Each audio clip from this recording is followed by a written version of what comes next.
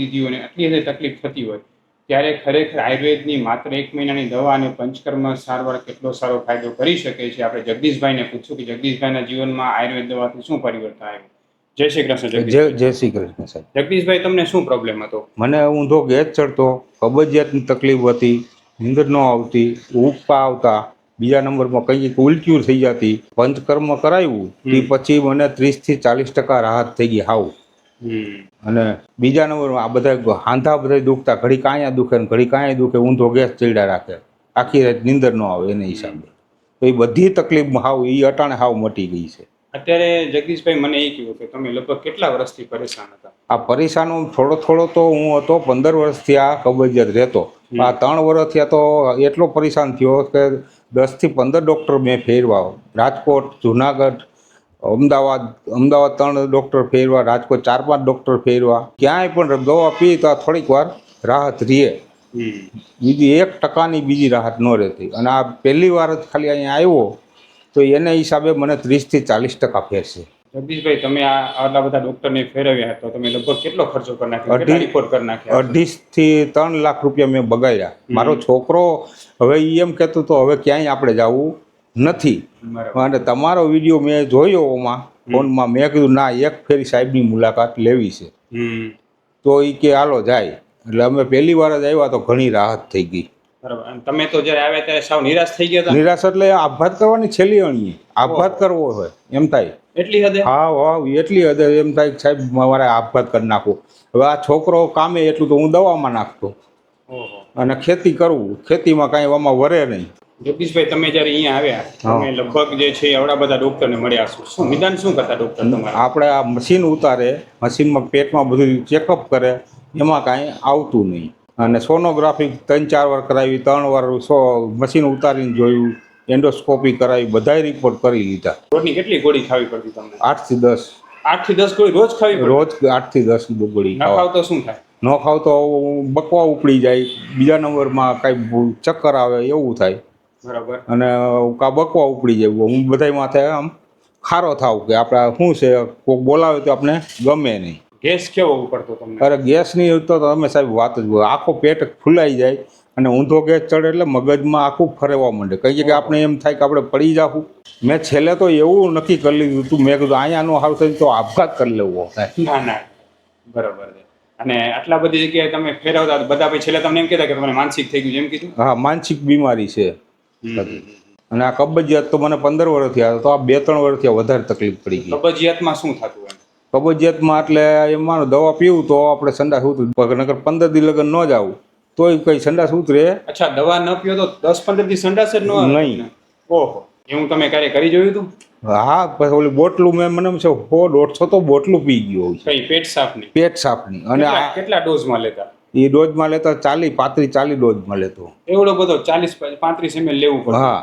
તોય માન પેટ સાફ? હા, તોય માન થતું.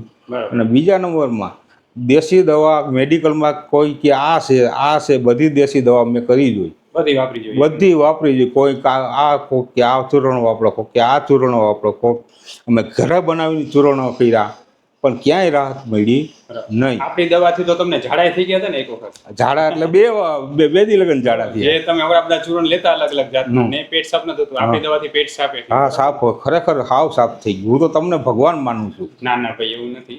સાચું સાહેબ. તમને શરીરે કેવું લાગે? ના, હાવ ફૂર્તી, હાઈ ક્લાસ. પેલા જેમ કેમ આખો દી આળસ રહેતી? આખો દી એટલે હું તો ખાટલામાંથી ઊભો જ થતો નહીં, વાડીએ કે ક્યાંય જતો નહીં. આખો દી એકાદી રોટલી ખાઈ લો અને ખાટલામાં ખુશ સૂતું રહેવું. ઘરનો કોઈ ખોરાક પતતો જ નહીં તમને? પતતો નહીં. પાચન શક્તિ સુધરી ગઈ છે, એમ બધી રાહત હારી થઈ ગઈ. પેલા જેમ કે કાંઈ પણ થોડું ઘણું ખોરાક ખાતો હતો એકદમ પેટ ડાબો? હા, ફૂલાઈ જાય. બીજા નંબરમાં ઊંધો ગેસ ચડે એટલે મગજમાં આવે એટલે મગજ આખો પૈરા રાખે. કેટલી રોટલી ખાતા પેલા? 1 રોટલી ખાવ, 1 થી 2 માન પચે જ નહીં? એમ? એ પૂરી પચે નહીં. બોટલ પીવું એટલે તો પેટ તઈ સાફ થાય. નગર કા ગોળીઓ આવે ને, હા, એ ગોળીઓ પીવી પડે. અને આપણી દવા શરૂ કર્યા પછી કેટલું પાચન સુધર્યું? પાચન એટલે 30-40% સુધરી ગયો સાહેબ. હવે કેટલું ખાઈ શકો છો? હવે હું આ પેલા ખાતો એના કરતા 3 ગણું ખાઈ શકું છું. 3 ગણું ખાઈ શકો? હા.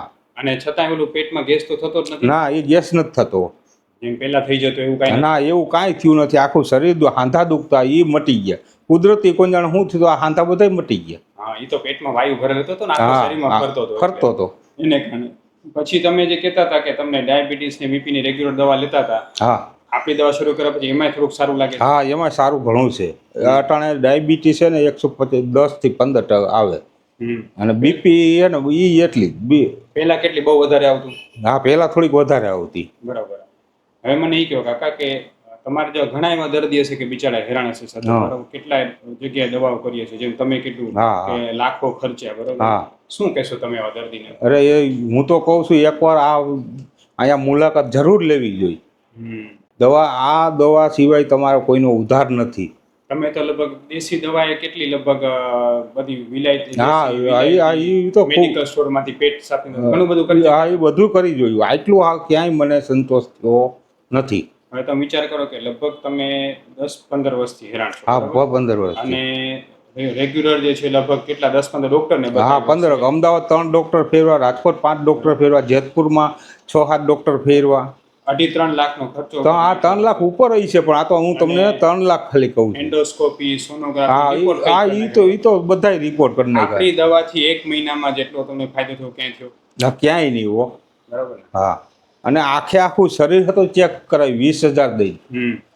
આખું શરીર, આ પગ નખે થી છે મગજ. હવે પેલા આળસથી બેસી રહેતા, હવે કેમ? હવે કાયમ હું વાડીએ 2 થી 3 કલાક સવારમાં કાયમ ઉઠીને ઉયો જાઉં અને ઉઠી જાઉં 5:30 વાગ્યામાં. સ્ફૂર્તિ લાગે. અને પેલા પહેલા તો હું એક રોટલી માંડ ખાઈને ખાટલામાં મને ઊભો કરે તે થાવ. હવે એમ લાગે ને આખું જીવન નવું. હા નવું જીવન એટલે તમે ભગવાન મારા માટે. ખરેખર જગદીશભાઈને જે પ્રોબ્લેમ હતો એ ખરેખર એકમાત્ર પ્રોબ્લેમ ઊંધો ગેસ હતો. ઘણા લોકો એવું માને છે કે આ માનસિક સમસ્યા છે. આ માનસિક સમસ્યા જરાય નથી. તમે યાદ રાખો, સૌથી પહેલાં તમારું પાચન બગડશે. ધીમે ધીમે પાચન બગડતા તમને કબજિયાત થશે. કબજિયાતમાંથી સાવ ભૂખ મરી જશે, ખોરાક પચશે નહીં, પેટમાં ગેસ થશે ને પછી ગેસ ઊંધો ચડશે. આ ઊંધો ગેસ ચડવાને કારણે આપણા મગજના જે કેમિકલ છે, જે આપણા આંતરડામાં બને છે, આંતરડામાં કેમિકલ બની નથી શકતા, જેને કારણે મગજને કેમિકલ મળતા નથી અને પછી ધીમે ધીમે વિચારવાયુ, ઊંઘના આવી આ બધા પ્રોબ્લેમ થાય છે. હકીકતમાં આખો પ્રોબ્લેમ માત્ર ને માત્ર ઊંધા ગેસ અને આયુર્વેદ પ્રમાણે ઉદાવરતી સમસ્યાનો જ છે અને એમાં પાચન સુધરવાથી ફાયદો થાય છે, જેનું જીવતું જાગતું ઉદાહરણ આપણી સામે જગદીશભાઈ છે. જગદીશભાઈ, હવે તમે જે દવાઓ લેતા હતા એ દવાઓ બધી બંધ થઈ ગઈ? હા એ બંધ થઈ ગઈ. હું ડૉક્ટર વિશાલ પંડ્યા એક MD આયુર્વેદ ડૉક્ટર છું. મેં મારો 10 વર્ષ સુધીનો MD આયુર્વેદનો અભ્યાસ જામનગરની વિશ્વ પ્રસિદ્ધ આયુર્વેદ કોલેજમાંથી કરેલો છે. 2011થી ગાંધીધામ કચ્છ ખાતે NABH માન્યતા પ્રાપ્ત પંચકર્મા આયુર્વેદ હોસ્પિટલ ચલાવું છું. અમે લોકોએ આયુર્વેદ સારવારથી હજારો દર્દીને સાજા કર્યા છે. તેના વિડીયો રિવ્યૂ અમારા આ જ Facebook, Instagram કે YouTube ચેનલ ઉપર છે, જે જરૂર જોવા અને જાણો કે કેવા જૂના રોગો કેટલા ઝડપથી સાજા થયા છે. અમે 2 રીતે સારવાર કરતા હોઈએ છીએ. સૌથી પહેલાં તો કચ્છ કે એની આસપાસના દર્દીઓએ હોસ્પિટલમાં રૂબરૂ બતાવવા માટે આવવું, અને બીજું કચ્છથી દૂર રહેતા દર્દીઓ માટે ઘર બેઠા ઓનલાઈન દવા પણ મંગાવી શકે છે. વધુ માહિતી માટે નીચેના નંબર ઉપર હાય લખીને WhatsApp કરો, એટલે તમને ફીસ કેટલી છે, કોર્સ કેટલો કરવો પડશે વગેરે માહિતી WhatsAppમાં મોકલી આપશું. તમે એ કહો કે તમારો જે વિડીયો છે એ લોકોને આયુર્વેદમાં શ્રદ્ધા વધારશે, એના માટે આપણે Facebook, Instagram, YouTubeમાં આ ગમે યા તમ તારે મેળવી લો છૂટથી તમ તારે. મને મારા ખુદનો અનુભવ થઈ ગયો. કેટલા ડોક્ટર ફેરવા, ક્યાંય સારું ન થયું. અહીંયા ખાલી એક જ વાર પહેલી વાર આવ્યો એટલે 30 થી 40% સારું થઈ ગયું. આ બધે તમે મેલી શકો તમ તારે. પહેલા કરતાં બહુ સારું લાગે છે. હાવ શાંતિ થઈ ગઈ મને હાવ ચેલું મરી જવાનો, આપઘાત કરવાનો વિચાર આવી ગયો હોય. હવે એ તમે કેટલીક હદે હું ઉપયોગી હોય મને કહો. આ મારો છોકરો એમ કહેતો હવે હું પપ્પા થાક્યો હોઉં, બધા દવાખાના ફેરવી. મેં કીધું નહીં, મેં તમારા વિડીયા જોયા, બધું જોઈ અને ના, મેં કીધું સાહેબની એકવારમાં આપણે મુલાકાત લેવી છે, ભલે પછી હવે જે થાય. હવે સારું છે. હવે હાવ સારું. પહેલા તો આવડી બધી ગોળીઓ ખાવા છતાં પણ હા 10-12 ગોળી કાયમ ખાતો, કોઈ રાહત નહીં. રાહત રહીએ તોય ખાલી કેટલી પીવું તા લગન થોડીક વાર, તોય ખાવું. આખો દી તો ખાટલામાં જ ભૂતું રહેવાનું. રાત દી ખાટલા બાઈને નહીં, વાડીએ ઘરે નહીં, ફરિયામાં ન આલી. ઓહો, ખૂબ ધન્યવાદ. હા, જય શ્રી કૃષ્ણ.